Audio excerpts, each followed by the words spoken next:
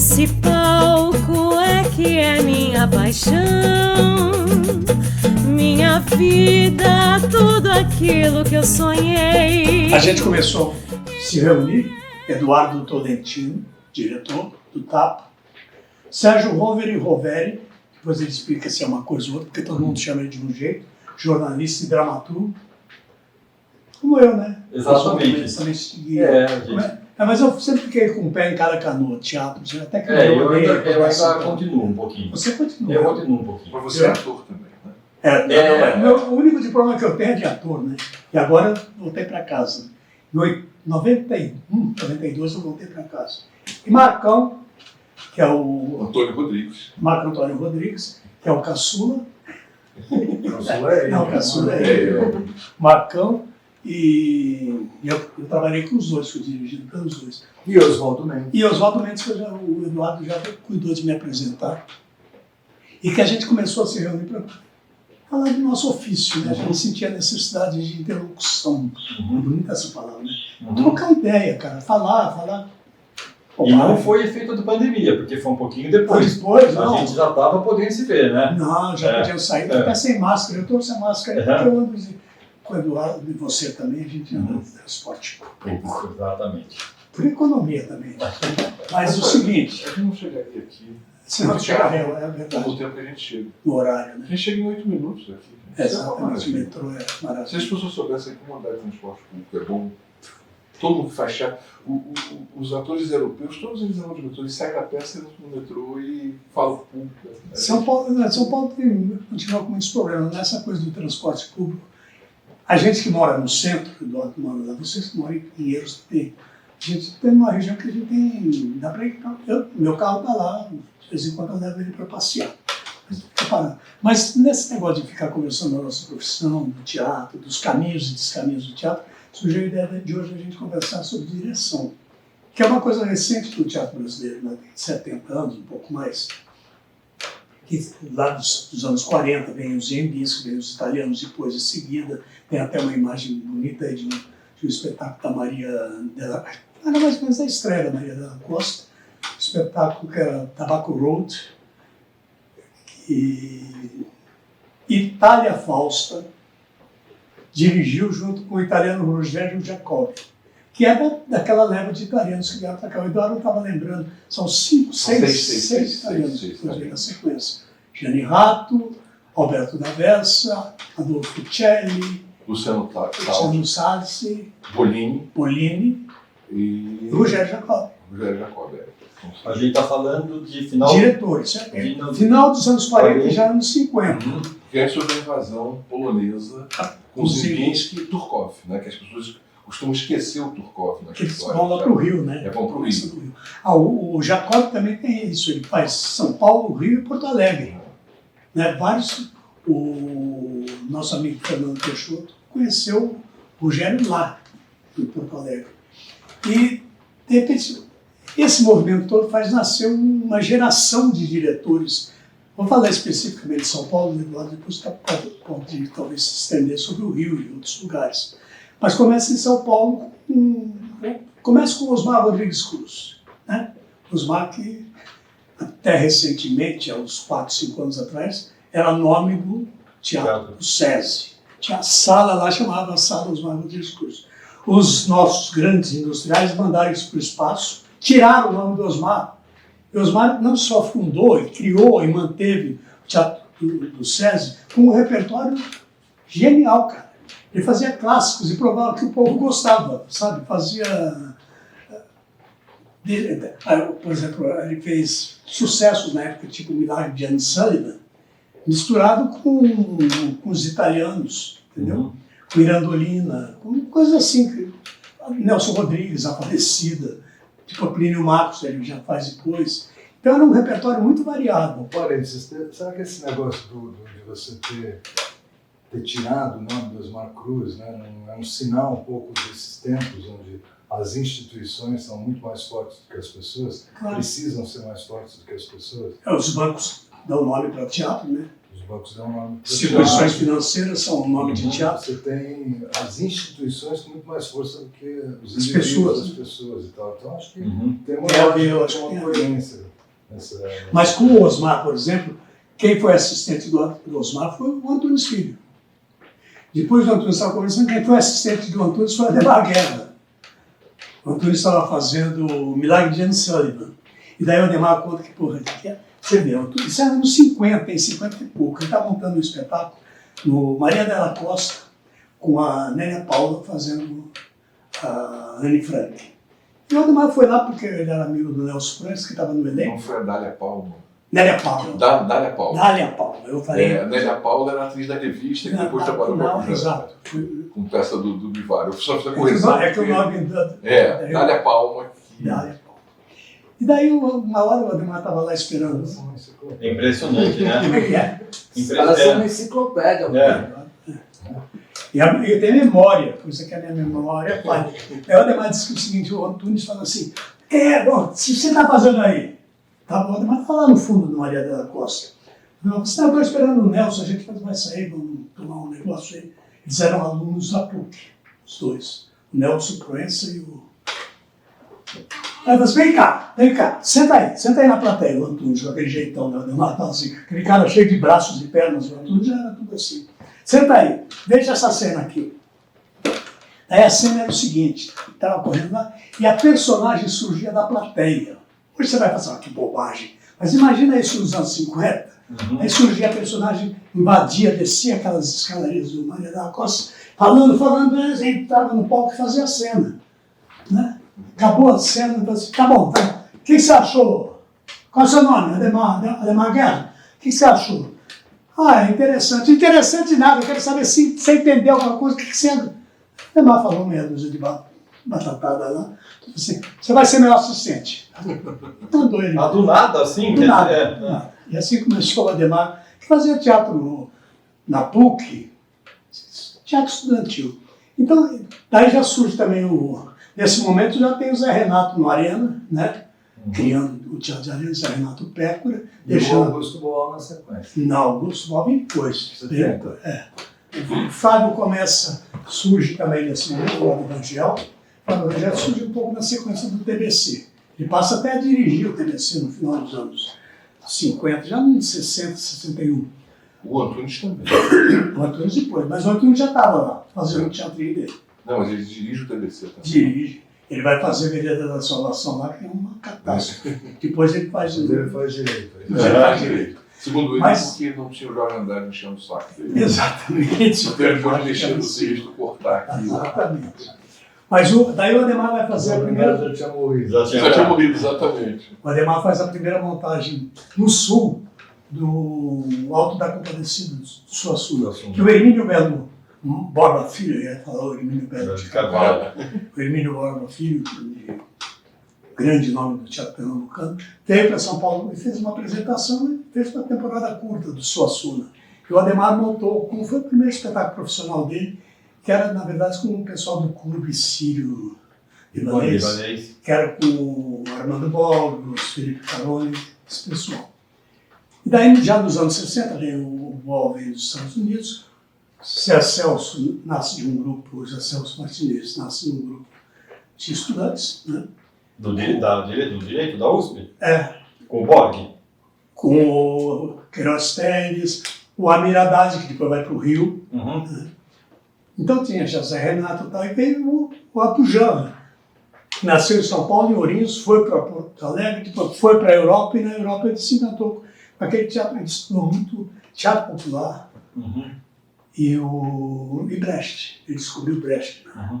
O Abujan. E o Abujan foi muito influenciado pelo Planchon. E o Planchon, que era o nome da esquerda do teatro francês. Teatro popular, ligado com o teatro popular. Enciclopédia, cara. Foda. É bom que ele é a memória da gente quando fala. É tudo chute, não é nem para levar isso aí que eu estou falando, não. Não, mas tem nomes que ficam. Mas então, o Abujan dizia uma coisa que... E eu vi os espetáculos de toda essa gente, os grandes espetáculos desses caras eu vi. Vocês lamentem serem jovens. Porque eu vi Antunes fazendo megera, cara, no Aliança Francesa, de Luxemburgo, fazendo uma megera domada com o cenário da Maria Bonomi, eles eram casados nela. Também viu o Eduardo fazer isso. Com o Bob, você viu lá depois. Isso em 64, Você sabe que 65. meus pais vieram para o Pan-Americano, minha família toda ligada a esporte, né? Eles vieram para o Pan-Americano em 64 e foram assistir a Megera do Mar. Aí eles viram. Meu pai e minha mãe ficaram impressionados com a beleza da Irina Greco. Eles chegaram em casa do Rio comentando isso. Era A em Mari- Lobos, né? Mas a beleza da Irina Greco, né? Que ela era linda, né? E essa moça que está aí fazendo uns horrores aí, uma menininha baixinha que veio de Campinas, que depois perdeu na vida. Não gosto foi do nome secretária. dela, porque vocês sabem quem Que foi secretária. é. Até é uma atriz interessante. Foi a estreia dela. Porque ela fazia teatro amador lá em Campinas. Campinas. Ela precisava de uma menininha para fazer a Bianca. Aí chamaram, ela parecia linda no alto, assim, lendo. Era um missal, era um livrinho pequenininho. Eu disse, um livro pequenininho. Foi comprar um missal dessas livrarias católicas, um missal que era E o pequenininho. Antônio, aproveitando essa coisa que estava tendo Pan-Americano em São Paulo, isso é história contada, eu já vi até por ele. 64. 64.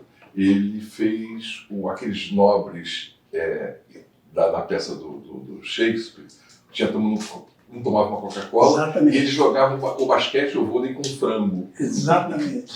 E mais, além de colocar Coca-Cola, foi a primeira vez que se ouviu nos palcos brasileiros Help! I need somebody help! No meio de uma cena lá da Irina correndo e o Help rolando. Era o Beatles que estava começando. Então o Antunes tinha uma antena danada, né, que era maravilhoso. O Antunes tem esse episódio Da Dada Palma. da Dália Paula, do Anne Frank, e essa coisa que ele faz. Depois ele vai dirigir na escola uma falecida, que eu não vi, mas isso é uma coisa genial. Depois ele vai fazer no CPT dele. O Ademar faz O Que Delícia de Guerra e faz Mahassad. Daí eles brigaram, porque eles eram sócios, Ademar e eles eram sócios, sempre tem briga no meio. Mas brigaram por quê? O Ademar depois perguntou.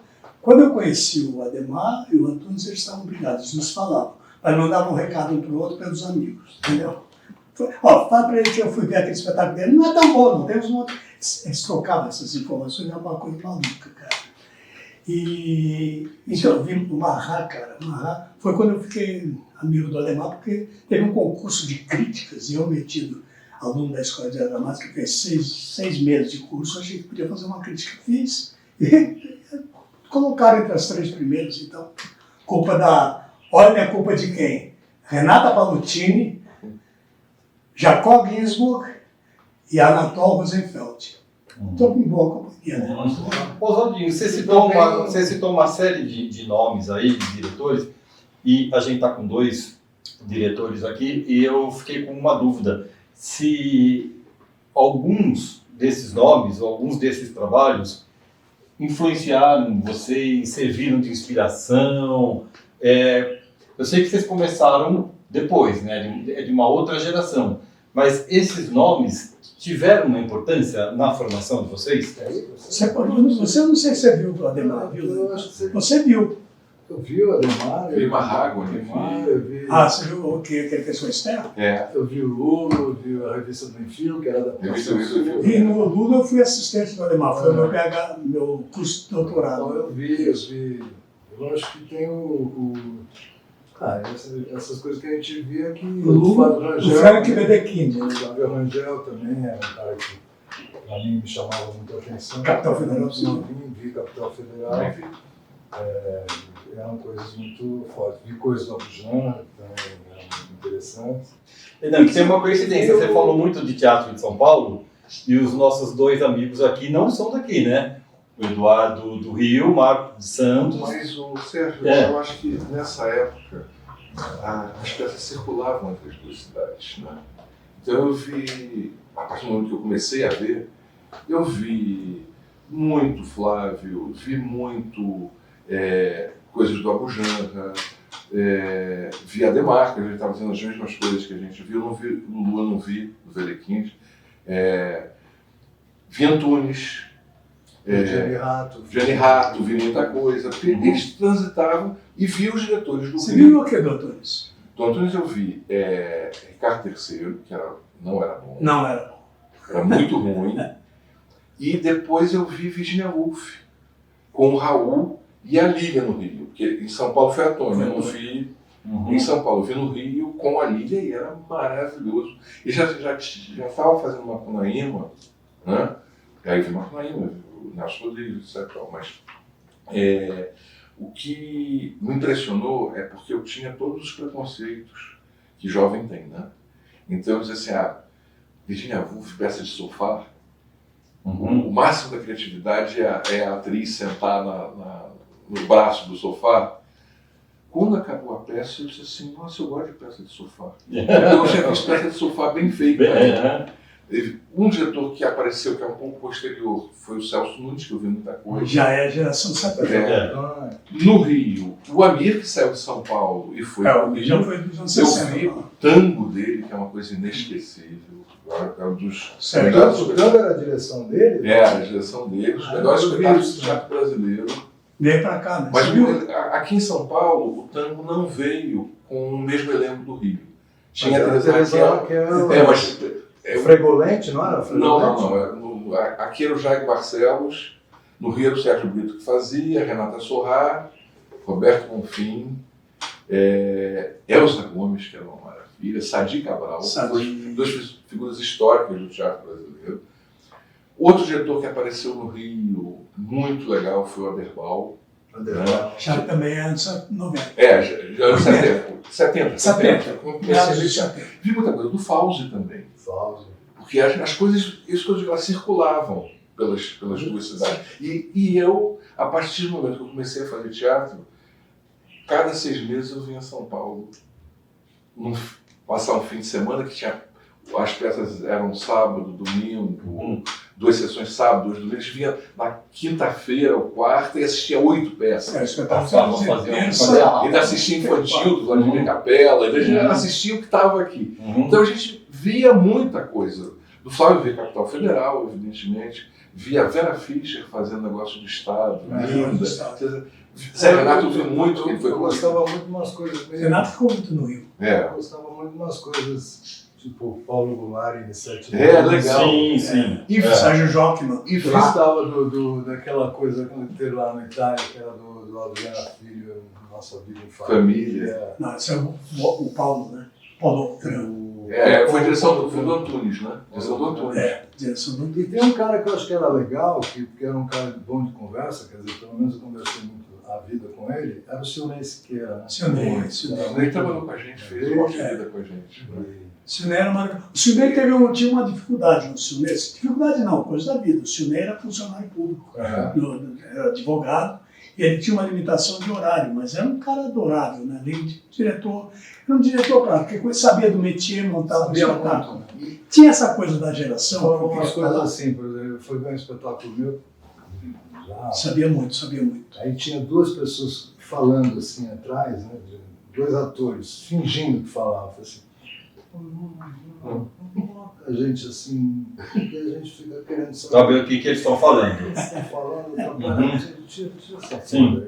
O que eu tô falando, sabia do métier, cara, mas não faz isso, isso não dá Mas certo. tinha também o Amir, né? Eu fiz O Amir falava. O Amir eu vi pouca coisa, porque ele estava no Rio, né? Ele falava e aí, isso. quando ele vinha não fica conversinha aí, não. Faz. Isso é aula, eu fiz aula há bastante tempo com ele. E essa coisa do foco, né? Essa coisa que você falou, Marcão, me lembrou. Há um tempo eu fui ver uma peça que a atriz fazia de meia, né? Sem sapato, ela fazia de meia, igual a gente está aqui meio que de meia agora e tal. E daí a meia do pé esquerdo dela desce e fica aqui. Eu não consegui mais prestar atenção na peça, porque eu ficava vendo que hora que aquela meia ia sair. E teve uma hora que ela sentava, na marcação da peça ela sentava, eu falei, ela tem que dar um jeito e puxar essa meia. Era de propósito? Não, a meia desceu mesmo. A meia desceu e eu falei, como é que eu vou... Virginiano, né? Como é que eu vou continuar vendo? Como é que eu vou continuar vendo? E é um espetáculo lindo, um texto maravilhoso, mas eu olhei aquela meia... Então eu imaginei o que é você colocar 2 pessoas, né? Você fica realmente... E foi o Silnei que deu estoque, Marcão? Foi.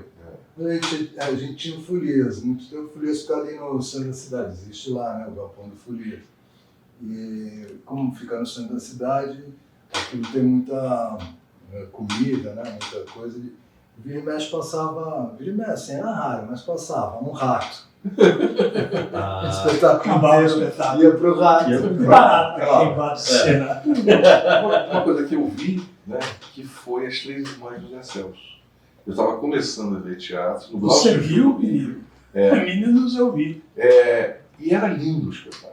Eu não sabia. Eu tinha ouvido falar do Zé Celso, porque a geração dos meus pais tinha ido ver os Pequenos Burgueses, era uma coisa marcante, né?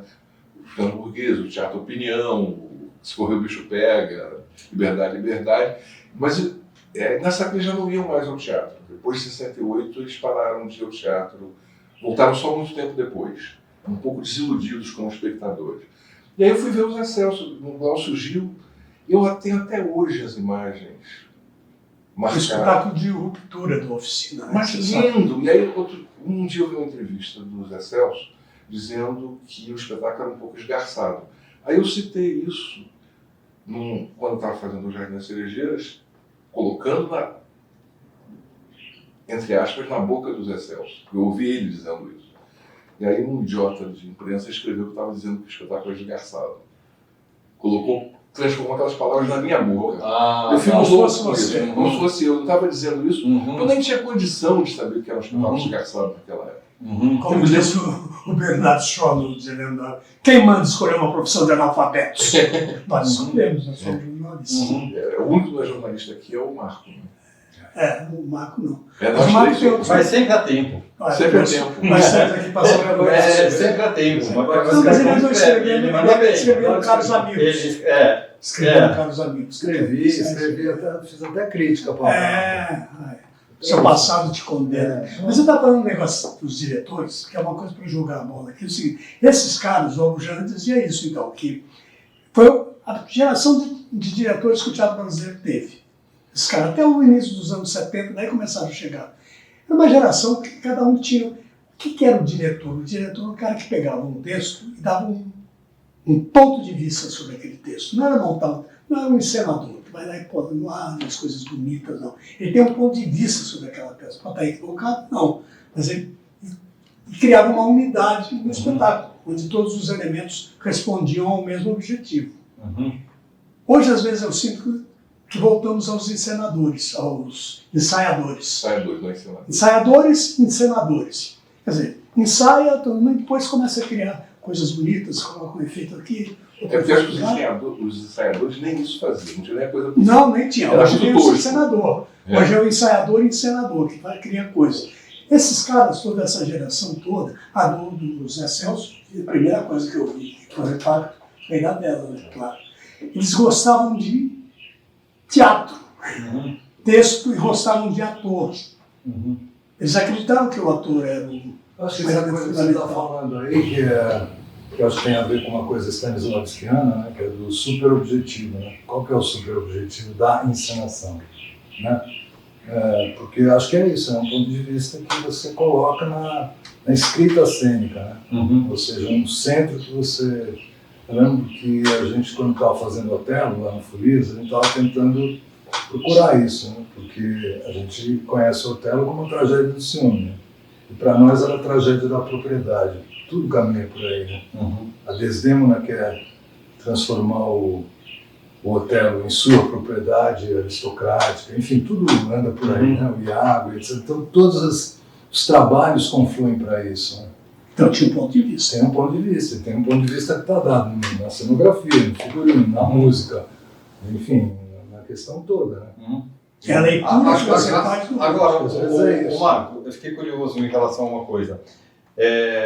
Tolentino também, por favor, pode responder. Já houve caso na direção de vocês em que o ponto de vista da direção não batia exatamente com o ponto de vista do elenco sobre a peça? Quer dizer, ou sempre foi muito afinado? Todo mundo, desde o começo, via por meio daquele ponto de vista? Então, o que eu costumo fazer é tentar fazer com que aquilo seja um projeto coletivo, né? Então, mesmo que no início a gente tenha diferenças, então a gente vai procurar encontrar que é o projeto coletivo, né? Na verdade, a gente, acho que como ensinador, você gerencia alguma coisa, você articula essas várias linguagens em torno de uma questão, né? Mas acho que o projeto é coletivo, tem que ser coletivo. Mesmo que essa visão coletiva ela seja conquistada não no comecinho, talvez ao longo. Acho que o primeiro momento do trabalho é esse, né? Você vai ficar tentando descobrir o que é. Eu acho que o Marco fala essa coisa que eu acho importante, que é às vezes entra uma costureira, não sou nem a figurinista. E como ela muda o corte de uma roupa, ela muda uma visão. Não é só um projeto intelectual. Existe um projeto intelectual. Mas se fosse só isso, a gente determinaria que as peças só podem ser feitas de uma maneira. E as peças elas se alteram conforme a época que a gente vive, conforme o conjunto que está fazendo. Como eu trabalho com um conjunto há muito tempo, né? Conjunto bem amplo, né? Eu sinto que a minha visão absoluta não é a mais interessante. Essa visão, usando o termo transversal, né? Que, usando um termo da moda. Transversal, exatamente. Do seu lugar de fala enquanto diretor. Quando você começa a trabalhar, eu sempre procuro esquecer tudo que eu sei. E assim, eu sei muita coisa sobre o teatro. Não, pois é. Mas na hora que eu vou começar a ensaiar, sempre que me motiva numa peça, às vezes uma sonoridade, às vezes é uma cor, às vezes é um movimento, é alguma coisa mais subjetiva, às vezes é intelectual também. E aí eu parto disso, não assim para impor uma coisa para um elenco, como é que, a partir desse estímulo que eu estou falando, eu jogo para vocês e a gente começa a fazer junto. Não? Eu não tenho uma visão de diretor de cima para baixo. Mas você tem uma ideia Sim. clara do texto. O texto me motiva por milhões de motivos. Mas você já tem um ponto de vista. Eu tenho um ponto de vista, mas que não está aberto. Ele não é um ponto de vista fechado. Sobretudo quando a gente mexe com os grandes textos, né? Quando você pega um grande texto, ele sempre, no meio do caminho, ele te surpreende. Né? Eu acho que é um pouco você estar preparado, estar aberto, não só para os atores, mas para o autor também. Eu tenho uma história bem bacaninha disso, né? Manda. Que é quando a gente fez Viva a Cor Honesta do Nelson Rodrigues. Foi assim, a primeira peça importante que o Tapa fez. Então o que aconteceu? A gente pegou o texto mais desprezado do Nelson Rodrigues e um grupo de jovens resolveu montar, pela irreverência que o texto tinha. Então nós tivemos um caminho de mão dupla. Né? Resgatamos um texto que era considerado menor, o texto viajou, foi para fora do Brasil e tudo, e nós que éramos desconhecidos passamos a ser conhecidos a partir daquele texto. No meio de uma cena lá, que o pai acha que a menina foi estuprada, não sei o que, a gente fez uma cena dublando ópera do Rigoletto, a cena que o Rigoletto descobre que a filha dele, descobre que a filha dele foi estuprada pelo Duque de Mantua, não sei o quê. E a gente fazia essa cena com as vozes da Maria Callas, dos atores dublando, com a cena da vendetta, que é a vingança, só o Verdi para fazer uma cena de vingança cantada em valsa. Se vendetta, tremenda vendetta, super melódica. Não é. Quando a família do Nelson assistir, essa era a ópera preferida do Nelson Rodrigues. Olha só. Então, vocês não sabiam. Não sabiam nada. Não é um projeto intelectual. Vamos botar isso porque é a ópera preferida dele. Sim. E sempre tem alguma coisa. Quando você vai em busca do autor, você encontra alguma coisa que o autor também te traz alguma coisa que você não esperava dele. Você não sabia dele. Isso não é o geral da peça. Tá? Isso é uma coisa que aconteceu. E era um momento muito forte da peça. Uma sincronicidade. Com o Marco eu tenho uma experiência de ator. talvez tenha sido o nosso trabalho mais abundante, que era o Copenhague, Uhum. né, do Michael Frame, feito em 21 anos já, nossa, 22, cara, 2001. E ali eu queria perguntar para o Marco isso. Claro, o processo foi difícil, porque era uma peça de um assunto que a gente não dominava. Quântica. Física quântica, a bomba atômica. É tudo aquilo. Né? A Segunda Guerra Mundial até a gente tinha ideia, mas aquela história específica a gente... Enfim, foi um... Eu não sei, Marco, eu tenho a impressão que esse foi um espetáculo seu, que eu me lembro, o primeiro espetáculo que eu me lembro, que eu assisti ao lado dele, do Plínio Marcos, que era um anão, né? O seu espetáculo, o primeiro espetáculo. O Plínio já sabe assim, bom, mas como que a gente pode colocar essas coisas aí? Já não tem mais, já tem, tá cheio de coisa. Ô Marcão, ô Marquinho, né? Marquinho. Ô Marquinho, pô, você colocou coisa que não tem, aí tem um monte de... Não é nada disso, porque ele fez o circo mesmo. Né? Ele falava assim, peça de Plínio Marcos, não tem prólogo. Não tem prólogo, faz um prólogo.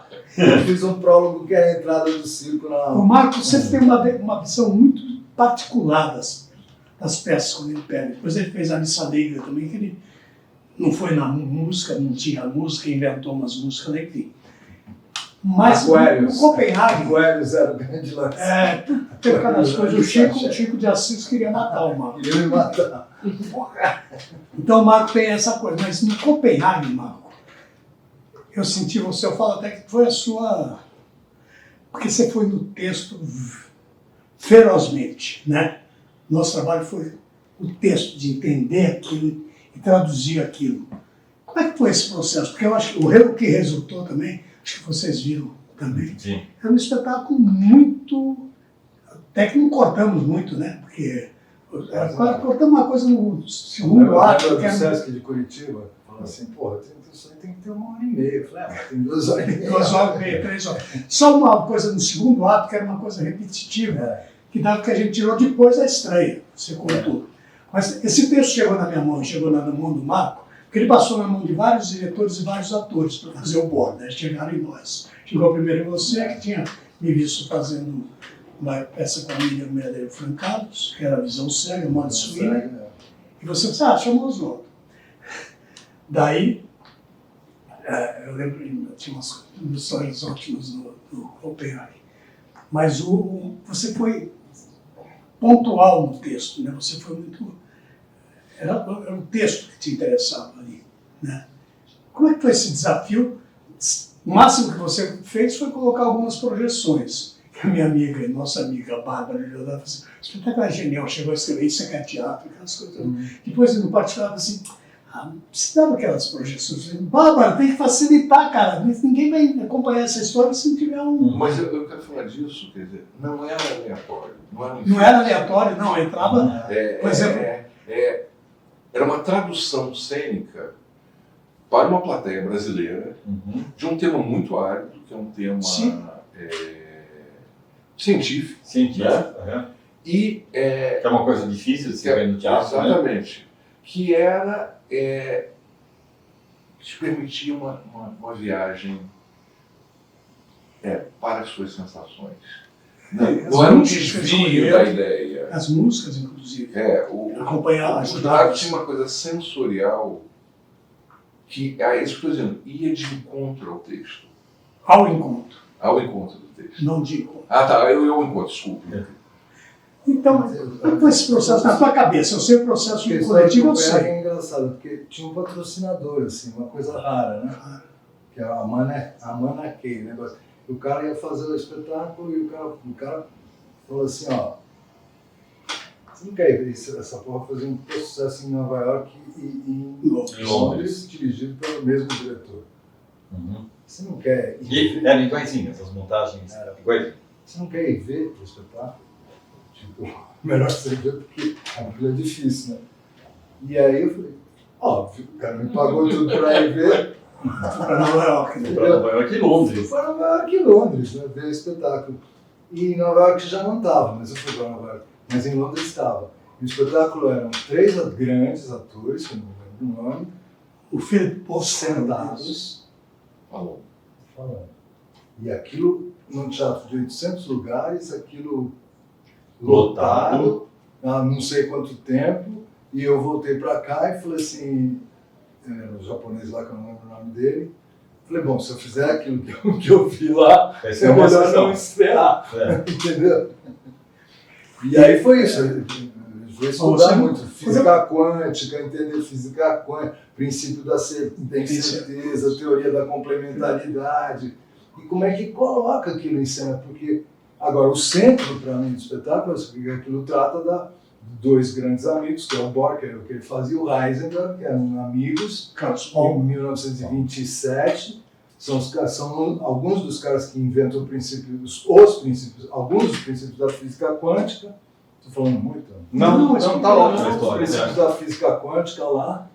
E esses caras vão se encontrar na beira da Segunda Guerra. E eles são muito amigos. Né? Então, o que me apaixonava naquilo, que não era nem a visão inglesa, nem a visão americana, que era o mesmo diretor, é que o texto, para mim, deixava claro que o Heisenberg, que era um excelente matemático, excelente, excepcional, de toda aquela turma, era um gênio, e que era agora o chefe do programa nuclear da bomba atômica do Hitler, ele comete um pequeno erro matemático e por isso a bomba atômica Do Hitler não consegue fazer a bomba. Ou seja, para mim, aquele é o princípio da incerteza, onde a humanidade do cara vai falar mais alto e ele vai cometer deliberadamente o erro para que não houvesse a bomba atômica nazista. Imagina se Então ele salva o mundo. Esse erro é de... Eu vi Esse a peça, erro mas é dele. esse erro é Ele deliberado. comete... Não, Não. a peça não está, porque a Não peça tá. é muito bem escrita, ela Sim. não caga regra em momento nenhum. Uhum. Mas o que me apaixonava naquilo era isso, era entender isso. Como é que uma pessoa, de repente, pode mudar A a Agora, história. humanidade, a história da humanidade. entendeu? E uma Essa coisa muito potência legal. que pra mim era do caralho. E ela podia ser traduzida de algum jeito domesticamente, porque aquilo era um jantar de 3 amigos. Uhum. Na Dele, da tradução, mulher dele, da esposa dele, Uhum. que era a Selma Luquezzi que fazia, que era de e Santos. do Heisenberg. E ele tentando descobrir o que o Heisenberg sabia do programa nuclear dos aliados e o Heisenberg tentando descobrir O programa dos aliados. entendeu? E aí esse tempo depois, quer dizer, e o Frem, a Bárbara dizia que aquilo era um dos grandes textos, né? Dos 5 maiores dos 5 maiores textos da contemporaneidade e tal. Eu falei assim, do século XX. tem um monólogo que o cara faz, que é um monólogo onde ele não é morto por um Strike, né? por um Nazista. nazista, Uhum. porque o cara perde um cigarro e ele tira o cigarro e dá o cigarro pro cara. Lucky Strike é a marca do cigarro.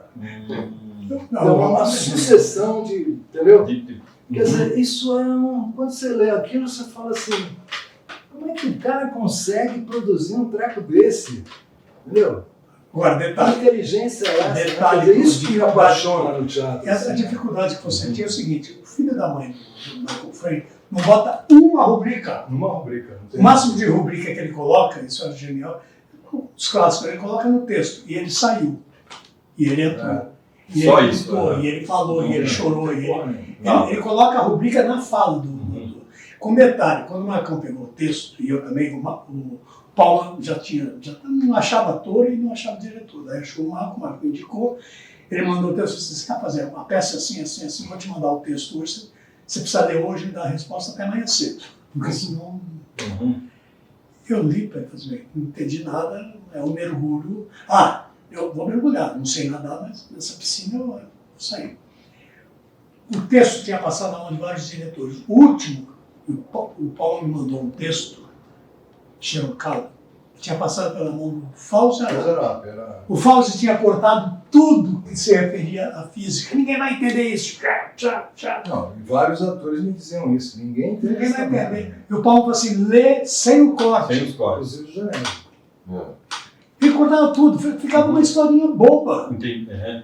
Agora, o que fascinou durante a temporada foi exatamente a coisa da física. Que as pessoas fazem. É quando, por exemplo, ele explicava o princípio da incerteza. O gato de Schrödinger, quando ele dava uma explicação. Vivo e tá morto. Tá vivo.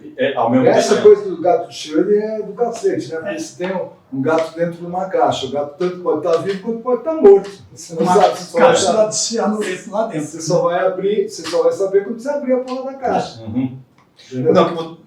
Não é Mas vivo eu que- ou São é morto, não tem não é o né? Porque tem aquela coisa da teoria da incerteza, que quando você observa alguma coisa, o observador altera o fenômeno.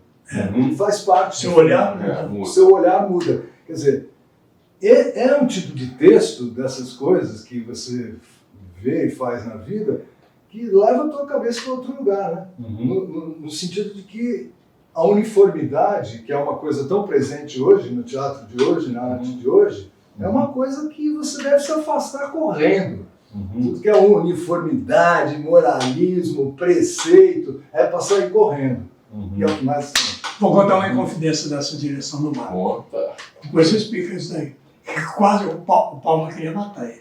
O Palma tem um problema com frango, de comer carne com frango. De frango? Esse frango, tem gente que não gosta de frango. O Norival Riso também tem. O Norival também, o Norival Riso. Pois é, esse cara, a gente ensaiava lá na casa como é que é? Estação Ciência.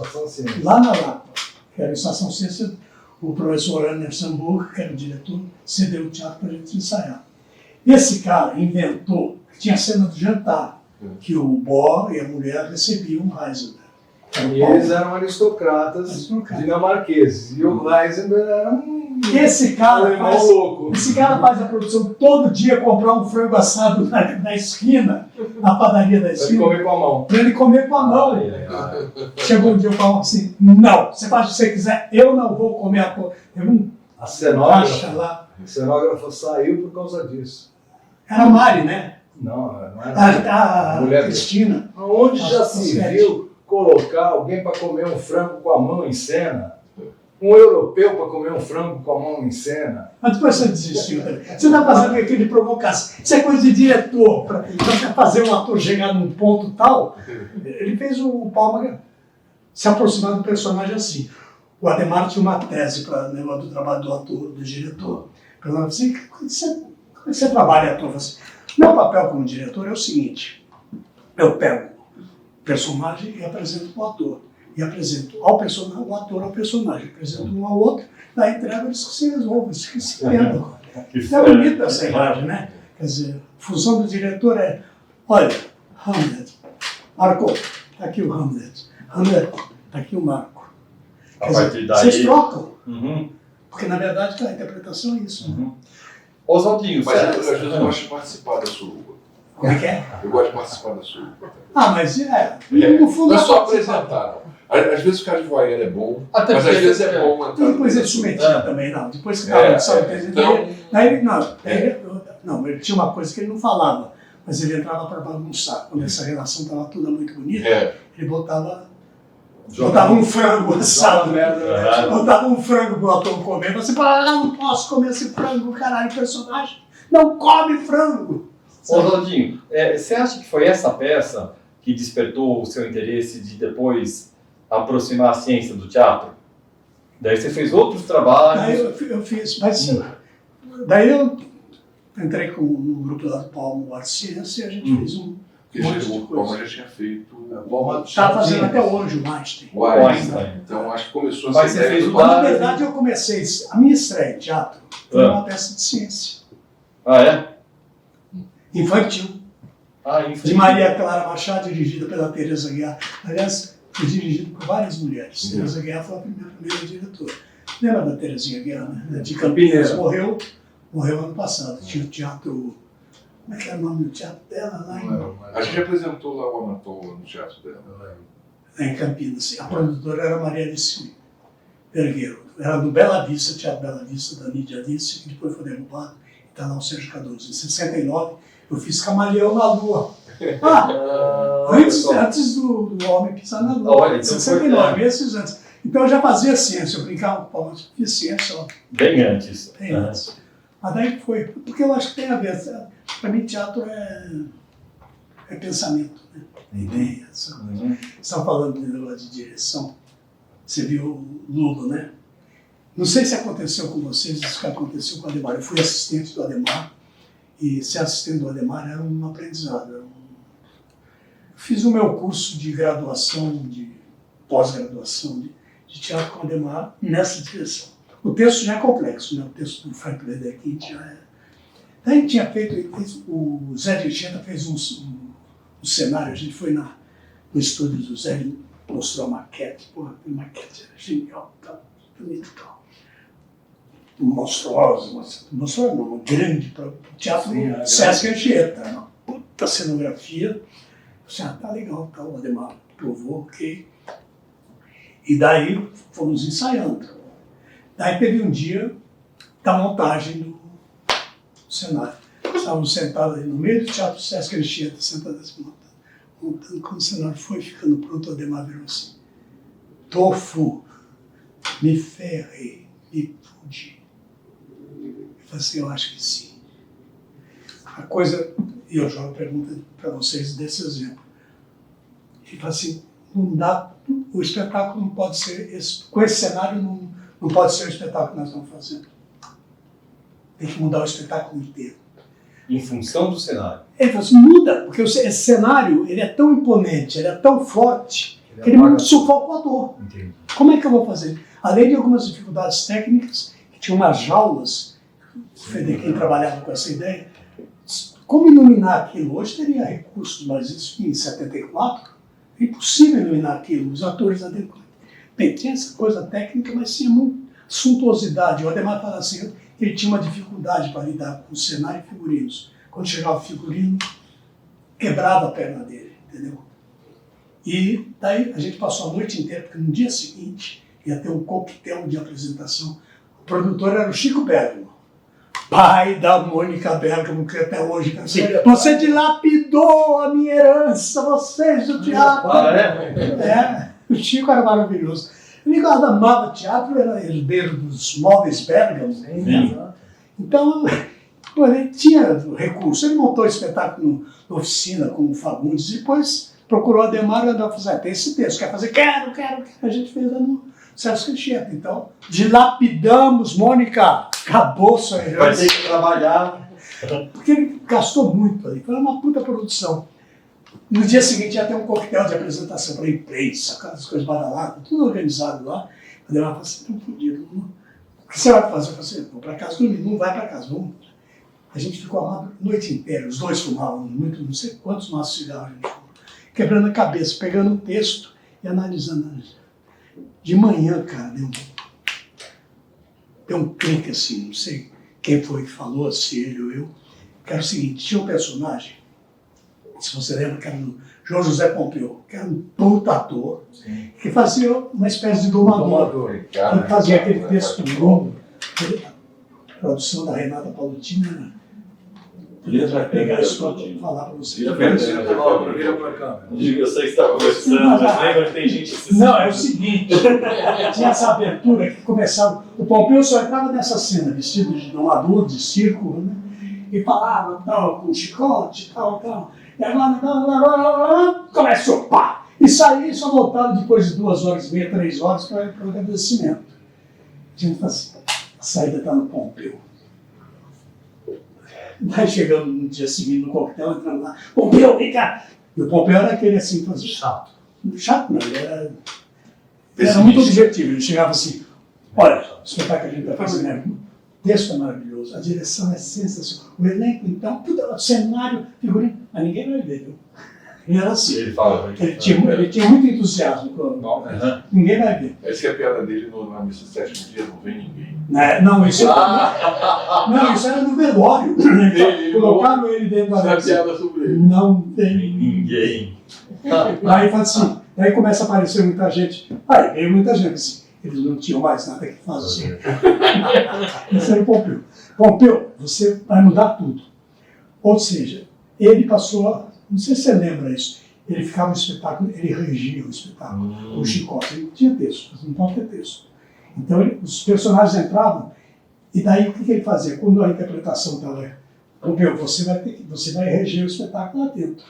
Se de repente o ator estiver falando, não sei o que, ele tiver que subir, chicote nele. E os atores foram. Foi assim que nasceu o espetáculo. Mudou tudo. Com vocês aconteceu alguma coisa parecida na direção de vocês? De mudar, de repente, várias vezes. Em cima da hora, na marca, assim? Olha, eu comecei fazendo peça infantil, né? E a minha... Eu também. Eu também. Apenas o Conto de Fadas, que é um texto meu. Hum. Depois aí a gente fez Uma Peça por Outra do Jean Tardieu, que era alternativo, aí era adulto. Aí a gente fez Uma Nélia Rosa, que era uma adaptação do Thackeray, de um romance.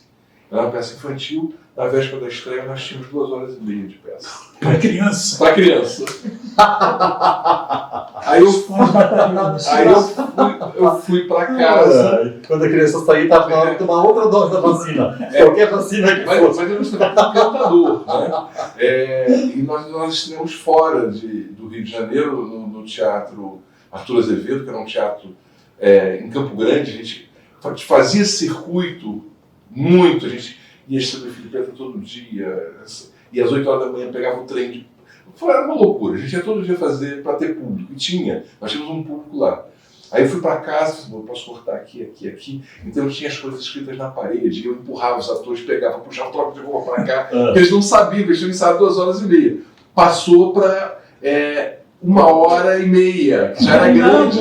E aí foi diminuindo aos poucos. De um dia para outro eu cortei 1 hora. Caramba. Tem outra história também, essa de teatro infantil foi uma das melhores. Nós fizemos uma peça do Orígenes Lessa, que uma pessoa queria entrar para a Academia Brasileira de Letras e ele era diretor da Funarte, então ele falou, da Funarte, não é da Funarte, e eu arranjo dinheiro para vocês para produzir uma peça do Orígenes Lessa. Era uma peça infantil e não era boa, não entendia nada de teatro.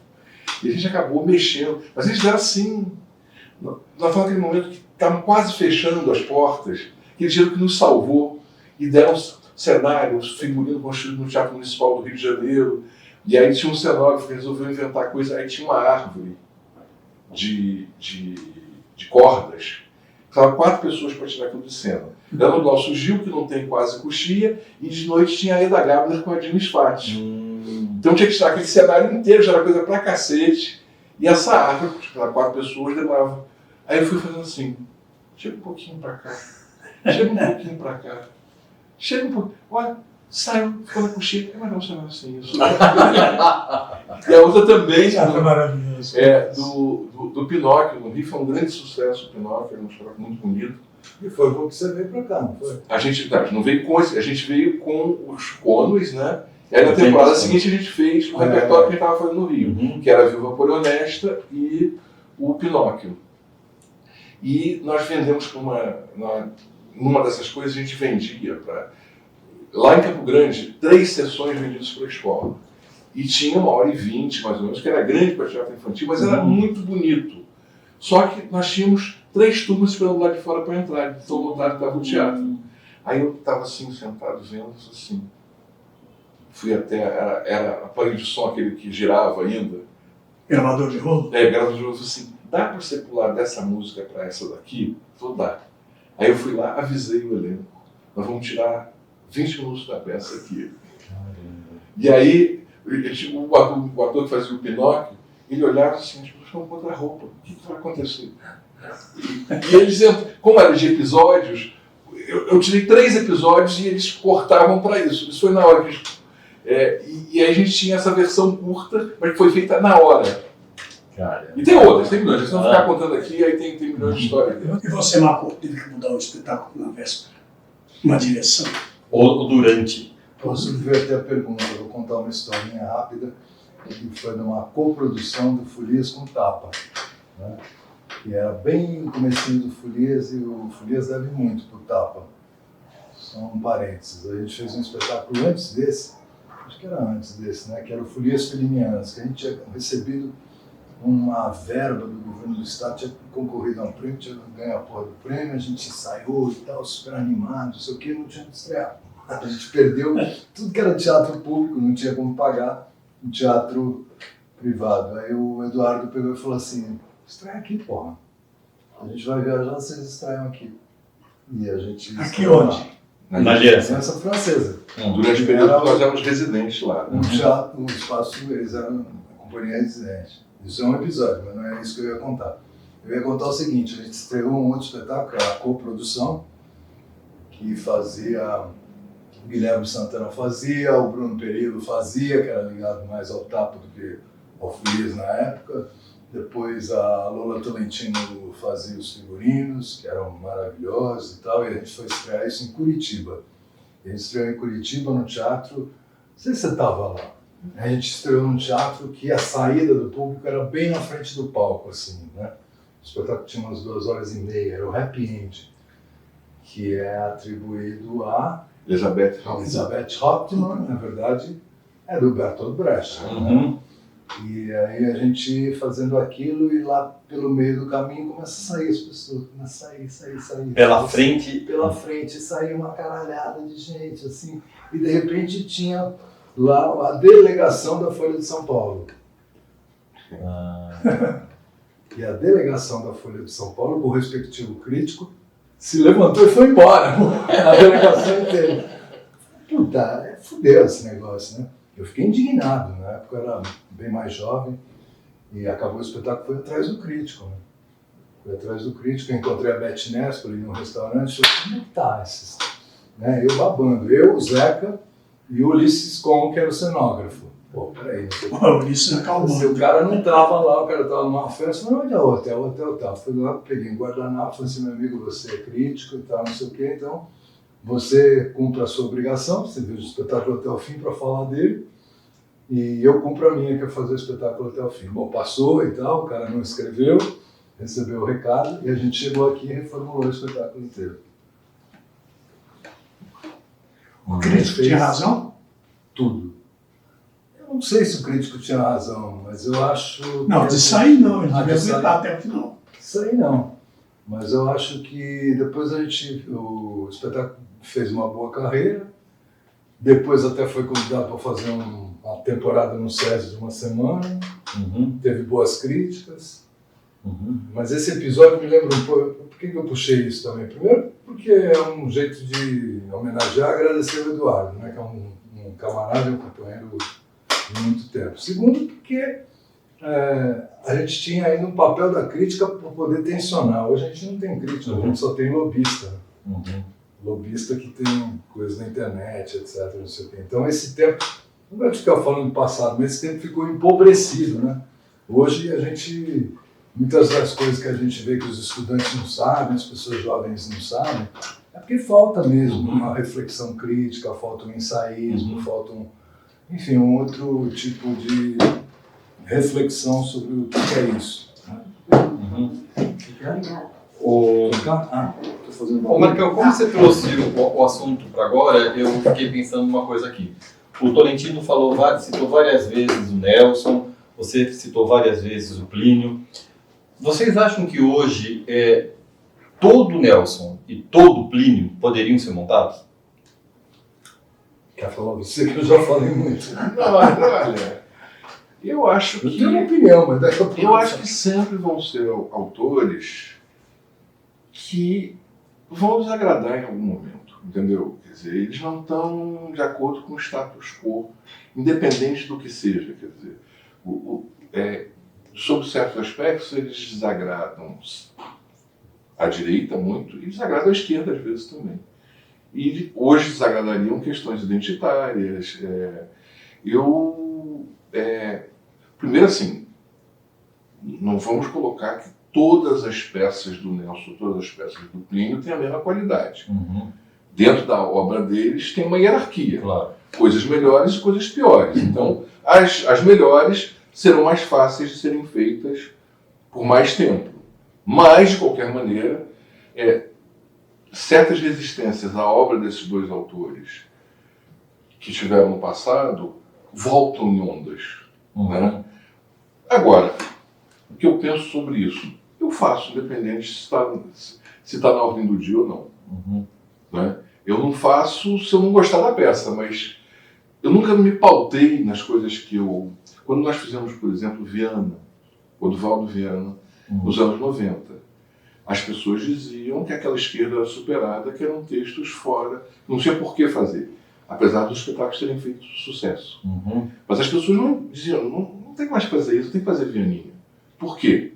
Né? Nós estamos na nossa retomada democrática. Uhum. Isso é uma coisa ultrapassada. Eu acho que no Brasil se inventou essa ideia de que um texto é datado. Sim. Um texto, ao longo do tempo, ele pode ficar... Você vê que ele é ruim, é outra coisa.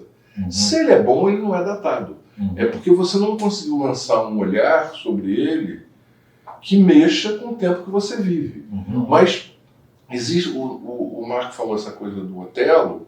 Ele fez um Otelo com um viés para o tempo que ele estava vivendo, né? Hoje, talvez, se você fizesse Otelo, você faria de outra maneira completamente diferente. Então, eu acho que os grandes... Aliás, quando eu fiz o Otelo, sem te cortar, só para explicar isso, que tem a ver, a gente fez o Otelo porque o Lula tinha acabado de ganhar a eleição. Não. E a nossa pergunta é, até que ponto o Lula vai trair ou não a classe trabalhadora no momento em que esse pacto do trabalhador nunca existiu dentro do poder, né? O pacto do trabalhador com as oligarquias. Como é que isso vai funcionar? Por isso a gente quis montar o Otelo. Quando eu fiz o Ivanov do Tchekhov, foi a mesma coisa. Quer dizer, nós estávamos numa democracia com um intelectual na presidência, Período Fernando Henrique. Fernando Henrique, e nós perplexos, porque nós tínhamos um terreno devastado. Uhum. O Ivanov é isso, é o cara que vai cheio de ideais para a coisa. Não estou dizendo que era o Fernando Henrique estava cheio de ideais, não. Estou dizendo nós, como artistas e pensadores, conquistamos a democracia. E aí, né, se o terreno, se a ignorância em volta, se a elite da casa da qual o Ivanov frequentava era uma elite corrupta, torpe, intrigante, o povo ignorante, aproveitador, como é que você faz alguma coisa neste momento? Então o Ivanov correspondia à nossa perplexidade. Uhum. Então eu acho que é isso. Se você montar hoje, talvez tenha outros aspectos que estejam envolvidos, Otelo, Ivanov, as coisas que a gente fez, né? Mas eu acho que elas são passíveis de serem feitas e refeitas. Quer você tenha uma patrulha dizendo que você deve ou não fazer. Eu estou me lixando. Quando eu vou escrever uma coisa para edital, eu escrevo o que me dá vontade. Eu não escrevo o que eu acho que a comissão vai gostar. Vocês acham que isso vai para... Peraí, hoje, mas acho que o Marcão Marcão queria exatamente. Eu tenho uma peça do Plínio que eu montei que chamava-se O Assassinato do Anão do Caralho Grande. que a gente falou. Tem várias... Só uma coisa, Marcão, não sei se eu já te falei. Nessa época eu trabalhava no jornal, na área de variedades, de cultura. Ela não entrava no roteiro. Não entrava no roteiro. Então, nessa época, hoje em dia ela não entra em cena. Piorou. Quer dizer, piorou. Mas o que eu queria Mas também dizer... não tem mais roteiro.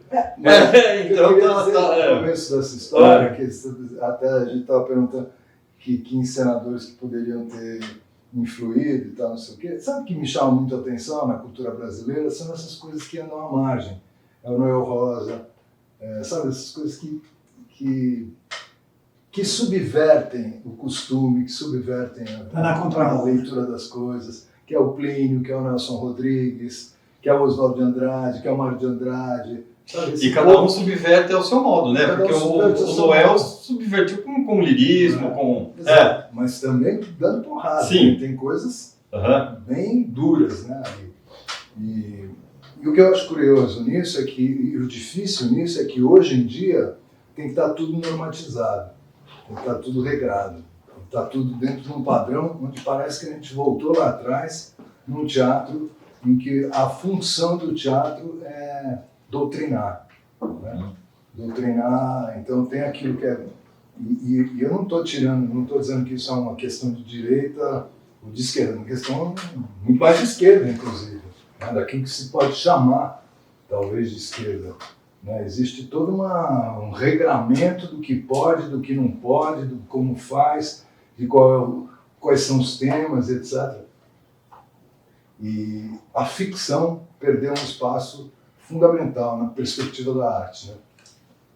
Fica tudo muito direto, muito literal. A gente perdeu qualquer capacidade de simbolização, de metaforização, de ironia. O humor é uma coisa, por exemplo, uma revista do Enfio, né? Tinha um tipo de humor que hoje ia ser corrosivo, né? Não daria para fazer porque seria todo politicamente incorreto. Exatamente. Mas eu sinto que tudo é tomado de uma maneira literal no mundo de hoje, né? Não é só no Brasil, não, isso no mundo Não, inteiro. é um movimento mundial. É um movimento mundial sim. onde se tirou toda a capacidade de abstração, de metonímias, de metáforas, de estilizações. Você às vezes precisa explicar uma coisa, o Marco dá aula, eu também dou aula, né?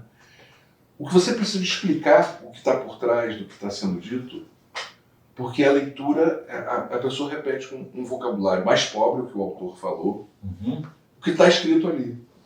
O que está por trás, o que significa, o que esconde. Né? E o que está criticando, inclusive. Exatamente. Né? Tipo, megera domada. Exatamente. Você faz megera domada. Eu não faria hoje, porque eu vou comprar uma briga, mas quando a Catarina faz aquele discurso final, né, que é de uma violência em cima da mulher, as pessoas esperam coisas edificantes.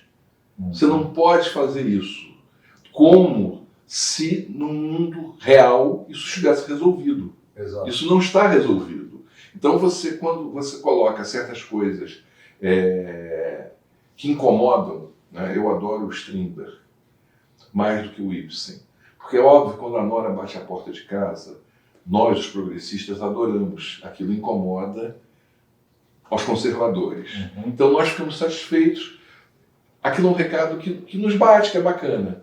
Quando eu vejo aquele mesmo tipo de mulher sendo filha da puta e sendo oprimida pelo marido com uma coisa misógina como o Strindberg, isso se aproxima mais da realidade. Isso nos faz olhar para nós mesmos e tirar a nossa máscara.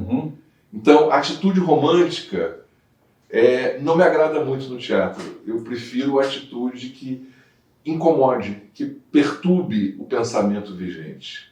Mas o pensamento vigente da nossa bolha, sobretudo. O pensamento progressista. Fala, João. Vocês acham que o teatro hoje é aquilo que nos anos 70 a gente chamava de um teatro escapista? Deixa eu pegar uma coisa só para complementar isso. E talvez isso esteja ligado, de certa forma, a uma perda de autonomia da própria arte e do simbólico. Né? Ela vira braço de alguma coisa, da moralidade, enfim, várias coisas. Da edificação.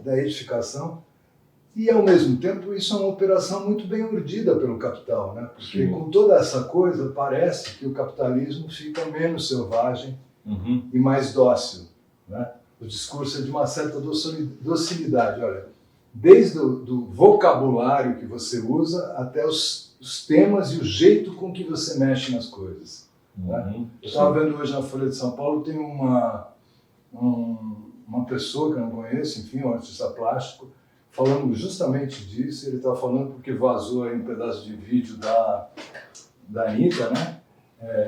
Onde ela... Sexo oral, não sei o que, o cacete, e a própria esquerda está dando porrada nisso. E o cara está falando, porra, vamos parar com esse negócio. Quer dizer, ao mesmo tempo você já sente, de certa forma, algum movimento nessa direção de uma recuperação do simbólico mesmo, né? Porque você pega e joga fora os gregos, você joga fora o Shakespeare, você joga fora o Chekhov, você joga fora o Brecht, você joga fora, além do Plínio Marcos, né? Porque... eu vi no caso da peça que você está fazendo, né, o Dilema de Médico, como é que numa época de negacionismo se monta uma peça que coloca a medicina em xeque. E a quantidade de médicos que apoiou... Sim, o Conselho Federal de Medicina apoiou. Então, esse povo que vai fazer uma formatura de medicina numa escola pública e que junta R$1 milhão para fazer a festa de formatura e que aí é tungado por uma mulher, é um exemplo maior de que, tipo assim, por isso que nós nós estamos desculpando, porra. Nós não estamos questionando... médico não pode entrar, não. Nós não estamos questionando a ciência, nós estamos como a medicina é exercida, que é o que o Shaw fala, que isso vem desde mulher, né? Sim. A mulher já brincava com isso. Ele não está questionando a ciência, está questionando o uso que se faz ou da religião, ou da medicina. E é isso, né? Mas parece que você não pode tocar, porque como é que as pessoas vão entender isso? Por isso que eu digo que a gente vive um momento de escapismo total da realidade. Parece que se vive numa realidade paralela, né? Que não tem a ver com o dia a dia. Parece que não tem gente na rua morrendo de fome, Porque não tem, isso aí é uma coisa inventada. A morte dos Yanomamis foi foi uma invenção. Isso é uma invenção desse Fica mais virado para lá. Tudo, quer dizer, é uma coisa. Vai. Vocês estão vendo também. Mas é isso, entendeu? Eu acho que se o teatro não for capaz Mas acho que não é de colocar. escapista. Mas se o teatro não é, mas é escapista, porque você foge de uma. Desculpa, mas é que quando você usa uma palavra dessa, você dá alguma justificativa, tipo, eu falei assim, tipo, é louco. Não, isso é um projeto urdido. Um projeto urdido que a gente incorporou. Porque a gente pensa duas vezes no que vai fazer, no como vai fazer, o que fala, do jeito que fala. Quer dizer o seguinte, isso começou, nos anos 70 tinha isso. O teatro que se começou a fazer nos anos 70, depois do AI-5, foi um teatro assim também. Foi um teatro desse jeito. A maioria do... Sabe, esses caras que tentaram resistir... Eu concordo com o Marco, o termo não é escapista, porque existe talvez a palavra... Existe um tipo de teatro escapista que era diversão, né? Que era de divertir as pessoas, que era o que é chamado de teatro escapista, ou entretenimento. O que eu sinto hoje é que tem um ar pretensioso com o discurso, não é escapismo. É isso que o Marco está tentando dizer. Tem um projeto que muitas vezes é encampado por pessoas que não sabem que vão pagar o preço disso depois. Verdade. O escapismo, quando a Tônia Carreiro fazia uma comédia, que ela trocava de roupa, isso era um escapismo. E honesto nesse sentido. Sim. Era uma coisa para divertir, que você... toda essa geração fez muito Boulevard.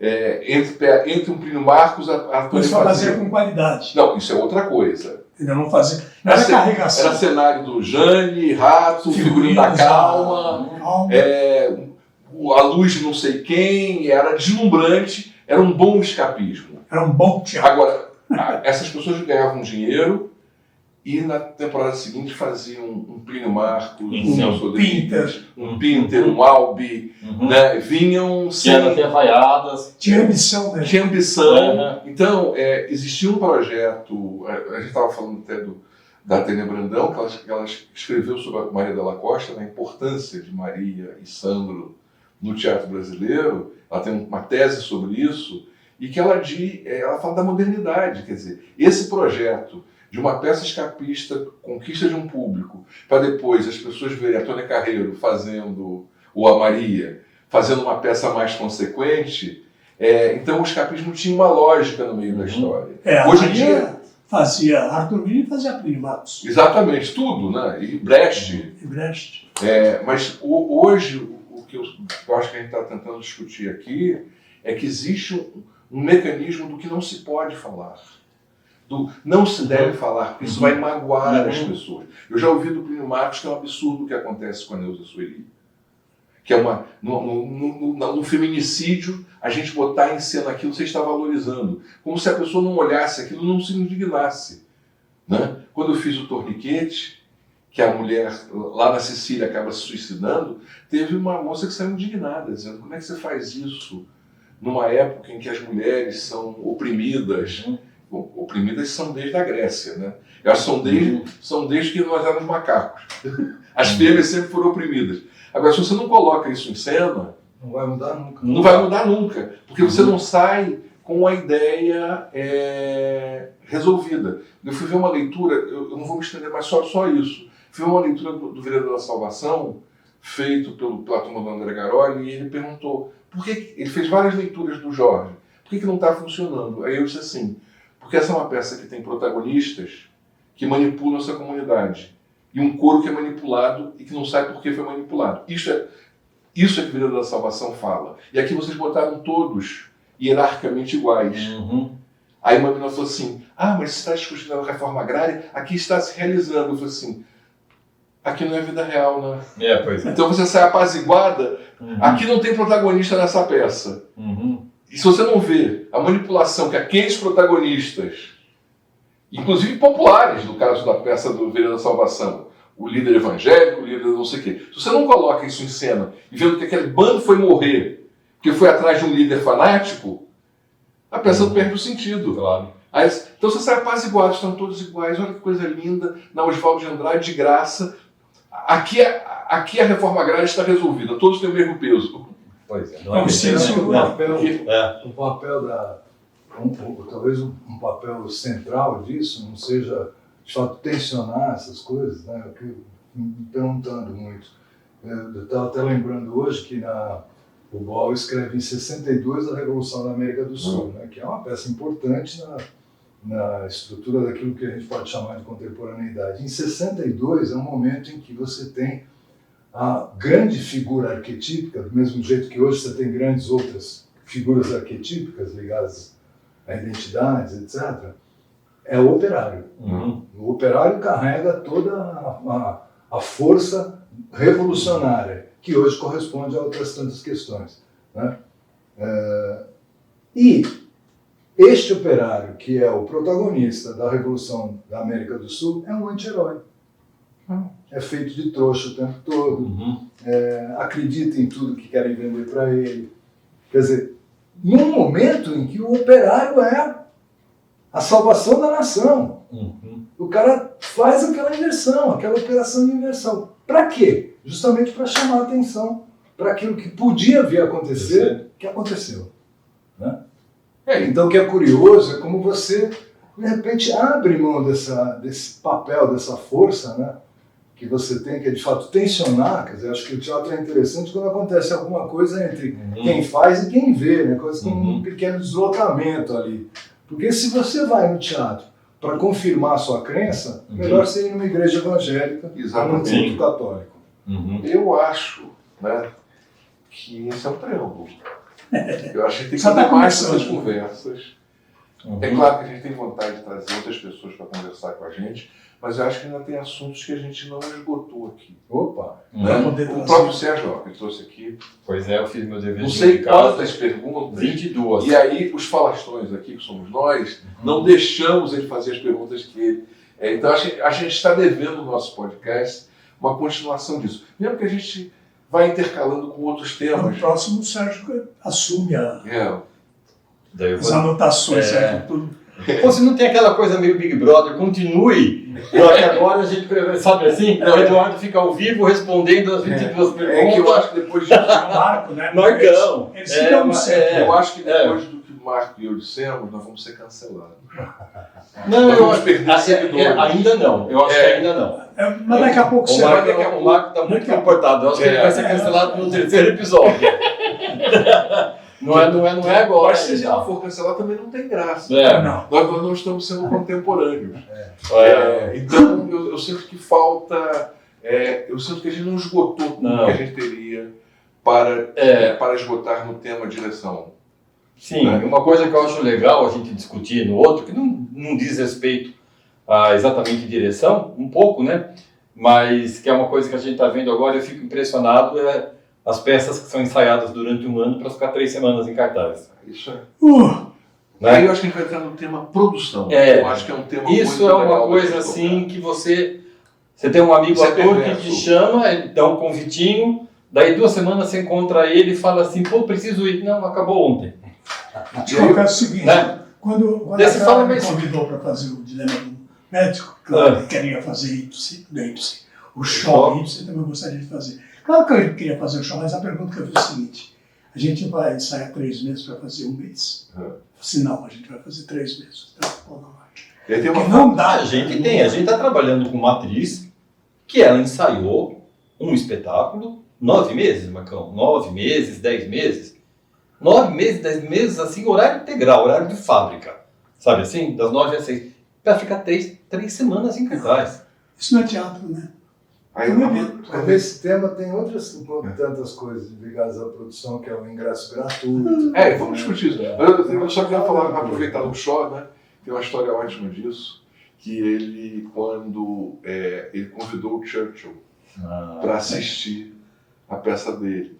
E disse, olha, estou convidando o senhor para assistir a minha peça, e o convite é extensivo a um amigo, caso você tenha algum. Aí o Churchill respondeu, infelizmente no dia da estreia eu já tenho um compromisso marcado, mas irei daqui a 1 semana se a sua peça ainda estiver em cartaz. Bom jeito de acabar o papo. Tchau, gente. Então, pessoal, antes de a gente se despedir aqui, eu queria pedir um favorzinho. Se vocês tiverem dúvidas sobre teatro, comentário, ou principalmente sugestões de pautas para a gente discutir aqui, deixa aí nos comentários abaixo, tal, que a gente promete ler, responder e, de repente, na medida do possível, atender a todo mundo.